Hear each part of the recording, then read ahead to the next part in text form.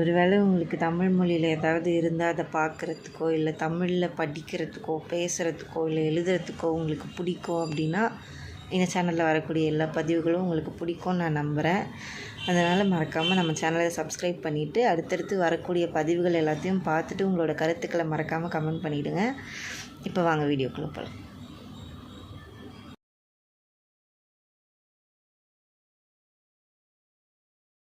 சரி, இன்றைக்கி நம்ம பார்க்க போகிறதும் ரொம்ப ரொம்ப சின்ன ஒரு பதிவு தான். இது ஒரு 2 வரி தான் இருக்கும்.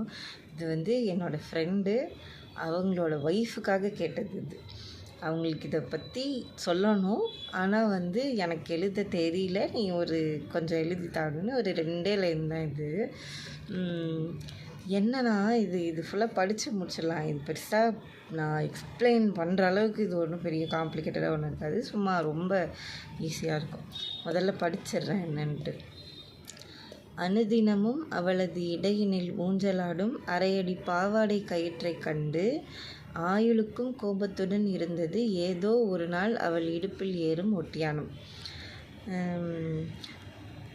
இது படித்த உடனே உங்களுக்கு புரியுதில்லை, எதுக்கெலாண்டா பொசசிவ்னஸ் வரும். இப்போ என்ன எழுதியிருக்கேன், அனுதினமும் அவளது இடையினில் ஊஞ்சலாடும் அரையடி பாவாடை கயிற்றை கண்டு. இப்போ அரை அடினா என்ன, உங்கள் வீட்டில் டைல்ஸ்லாம் போட்டிருந்தாங்கன்னா அந்த டைல்ஸே ஒரு அடி டைல்ஸ் இருக்கும். அரை அடின்னா அது இவ்வளோ போல தான் இருக்கும். அவ்வளோவா இருக்க போது ஒருத்தங்களோட இடை அப்படிலாம் இல்லை. ஆனால் எவ்வளோ ஒரு மெல்லிய இடை இருந்ததுன்னா உனக்கு அந்தளவுக்கு கட்டக்கூடிய அந்த பாவாடை கயிற்றை பார்த்து கூட என்றைக்கோ ஒரு நாள் நீ ஃபங்க்ஷனுக்காகவோ இல்லை கோயில் திருவிழாக்காகவோ இல்லை வேறு எதுக்காகவோ ஒரு நல்ல நாள் பெரிய நாளுக்காக கட்டுற, நல்ல ரெடியாகி கட்டுற அந்த ஒட்டியானம் கூட பொறாமப்படுது.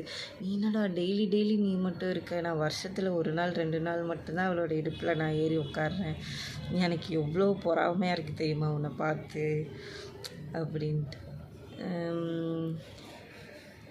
இது அவ்வளோதான், படித்தாலே புரியுதில்லை. இதுக்கு நம்ம ரொம்ப அப்படியே இழுத்து ஒரு எக்ஸ்ப்ளனேஷனும் கொடுக்க தேவையில்லை.